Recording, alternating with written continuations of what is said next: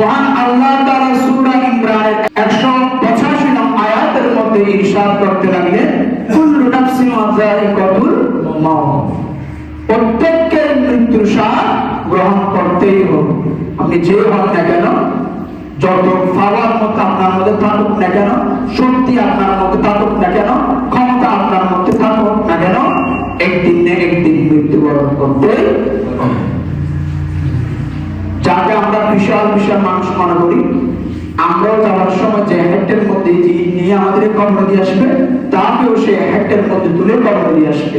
আমার জন্য যে কাপড় নির্ধারিত হবে, ওই ওনার জন্য কাপড়, সেম কাপড় নির্ধারিত হবে। মৃত্যুবরণ করার সাথে সাথে সবাই এক হয়ে যাবে, একই সিস্টেম হয়ে যাবে। ওনারও যে কাপড়, আমারও সেই কাপড়, ওনারও যে হাইটে, আমারও সেম হাইটে। ওনার কবরের জায়গা যতটুকু, আমার কবরের জায়গা ততটুকু। ওনার কবরেও মুনকার নাকির আসবে, আমার কবরেও মুনকার নাকির আসবে। মৃত্যুর আগ পর্যন্ত আমরা এক একজন এক এক জায়গায় মানুষ, উঁচু নিচে মানুষ, কিন্তু যখন দুই চোখ বন্ধ হয়ে যাবে সবকিছু সমান হয়ে যাবে। আর এটাই মহান আল্লাহ তাআলার বিধান। চিৎকার দিয়ে বলুন আল্লাহু আকবার। এজন্য মহান আল্লাহ তাআলা বলতে থাকলেন, কুল্লু নাফসিন যায়িকাতুল মাউত, প্রত্যেককে মৃত্যুর স্বাদ গ্রহণ করতেই হবে। পৃথিবীর জমিনের মধ্যে কেউ থাকতে পারবে না, সবাইকে আমার দরবারে আবার কি করতে হবে, চলে আসতে হবে। আর এটার পরে আমাদের বিশ্বাস থাকতে হবে, রাখতে হবে, এই মোতাবেক জীবন যাপন করতে হবে। করার মহান আল্লাহ তাআলা সেই তৌফিক দান করুক। সকলে বলুন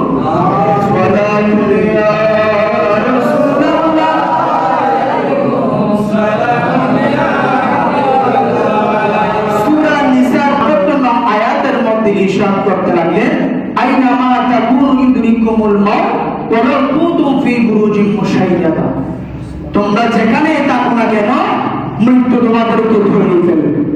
তোমরা যদি কোনো রাজপ্রাসাদ বা মজবুত কোনো ভবনের মধ্যে থাকো, সেখানে মৃত্যু পৌঁছে যাবে, তোমাদের জান কবজ করে ফেলবে। অর্থাৎ যেখানে থাকি না কেন, অনেক বাহিনী নিয়ে মানুষ জীবন যাপন করতেছে, শত শত বাহিনী নিয়ে জীবন যাপন করতেছে, ওইরকম মানুষও মৃত্যুবরণ করতেছে। আমিও যেরকম মৃত্যুবরণ করবো, শত শত বাহিনী সিকিউরিটি পাহারা দেন রাত দিন 24 ঘন্টা, যিনি পাহারা দিয়ে জীবন যাপন করতেছে উনিও মৃত্যুবরণ করবে। সেজন্য মহান আল্লাহ তাআলা বলতে লাগলে, তোমরা যত রাজপ্রাসাদ সিকিউরিটি গার্ড দিয়ে বাহিনী দিয়ে তোমরা থাকো না কেন, যত মজবুত টাইলসওয়ালা বিল্ডিং ভবনের মধ্যে থাকো না কেন, মৃত্যু ওখানে পৌঁছে যাবে। তোমার সময় যখন হয়ে যাবে, মৃত্যু ওখানে গিয়ে তোমার জান কবজ করে ফেলবে। সুতরাং তোমরা মৃত্যুকে ভয় করো, কারণ এই মৃত্যু তোমাদের করতেই হবে, তোমাদের হতেই হবে, এই মৃত্যুর শিকার তোমাদের হতেই হবে। তো এই মহান আল্লাহ তাআলা সবসময় মৃত্যুকে স্মরণ করার সেই তৌফিক দান করুক। সকলে বলো আমিন। সুতরাং মৃত্যু যেহেতু অনিবার্য, এই মৃত্যু থেকে যেহেতু রক্ষা পাওয়া যাবে না, কোনো অজুহাত নাই, থাকা যাবে না এই পৃথিবীর জমিনের মধ্যে, এটা থেকে রক্ষা পাওয়া যাবে না, রেহাই পাওয়া যাবে না, এটার মধ্যে শিকার হতে হবে, একদিন না একদিন মৃত্যুবরণ করতে হবে। আজ আমার ভাইয়ের আগে, ভাইয়ের পরে, মার আগে, মার পরে, বাপের আগে, বাপের পরে, বাবার আগে, বাবার পরে, বড় ভাইয়ের আগে, বড় ভাইয়ের পরে, একদিন না একদিন আগে পরে এটা হতে হবে, এটা হবে। কিন্তু সবাই একদিন কি করবে, মৃত্যুবরণ করবে। মৃত্যু যেহেতু অনিবার্য, এটা থেকে রক্ষা পাওয়া যাবে না, সেজন্য আমাদের সবসময় মৃত্যুকে কি করতে হবে, স্মরণ করতে হবে। মহান আল্লাহ তারা সবসময় মৃত্যুকে স্মরণ করে জীবন যাপন করার সেই তৌফিক দান করুন। সকলে বলুন আমিন। হযরত আয়েশা রাদিয়াল্লাহু তাআলা আনহা থেকে বর্ণিত, রাসূল পাক সাল্লাল্লাহু আলাইহি ওয়াসাল্লামকে প্রশ্ন করা হয়েছিল, জিজ্ঞেস করা হয়েছিল, হে হাবিবে খোদা, কোন ব্যক্তি কি শাহাদাত বরণ না করিয়ে কি শহীদ গণের মর্তবা লাভ করতে পারবে? রাসূল পাক সাল্লাল্লাহু আলাইহি ওয়াসাল্লাম ঘোষণা দিয়ে দিলেন, হ্যাঁ অবশ্যই পারবে। কোন ব্যক্তি যদি আমার উম্মত যদি দিনে, যদি আমার কোন উম্মত যদি দিনে 20 বার সে যে মৃত্যুবরণ করবে, মারা যাবে, মহান আল্লাহ তাআলার দরবারে তার থেকে আবার ফিরে যেতে হবে, আজরাইল যে তার দরবারের মধ্যে আসবে, মুনকার লাগিতে তার কবরের মধ্যে আসবে, এগুলো স্মরণ রেখে যে ব্যক্তি দৈনিক দিনে 20 বার মৃত্যুকে স্মরণ করবে, ওই ব্যক্তি শহীদগণের মর্তবা লাভ করবে। তার শহীদগণের যে ইজ্জত, যে সম্মান, ওই ব্যক্তি এরকম ইজ্জত সম্মান লাভ করবে, লাভবান হবে। সবাই বলুন না।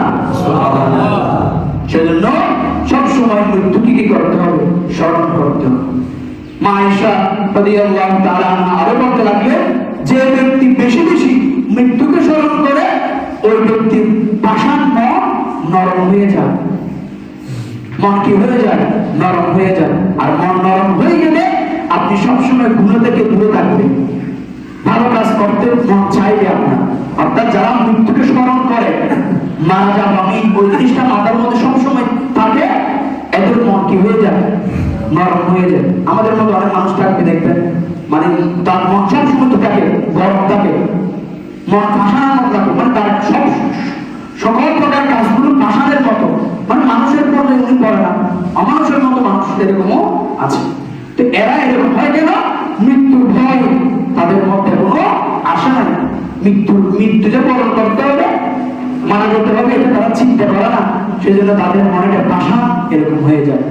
তারা যদি মৃত্যুবরণ করবে, মারা যাবে, মহান আল্লাহ তাআলা যে কোনো মুহূর্তে ডাক দিতে পারে, এটা যদি মাথার মধ্যে থাকে, ওই ব্যক্তি কখনো অমানুষের মতো কাজ করবে না, অমানবিক কাজ করবে না। সবসময় তার মাথার মধ্যে এটা থাকলে তার মনটা নরম থাকবে। সেজন্য সবসময় আমরা মৃত্যুকে স্মরণ করব। এটা করলে ফায়দা কি? আমাদের মনেটা নরম থাকবে। আর সবসময় নরম মন মানুষের সবসময় খারাপ কাজ থেকে দূরে থাকতে চায়, অন্যায় কাজ থেকে দূরে থাকতে চায়, সবসময় ভালো কাজের মধ্যে শরীক হতে চায়, ভালো কাজ করতে চায়। সবাই বলুন না সুবহানাল্লাহ। সেজন্য সবসময় মৃত্যুকে স্মরণ করার মহান আল্লাহ তাআলা আমাদের সেই তৌফিক দান করুক। সকলে বলুন।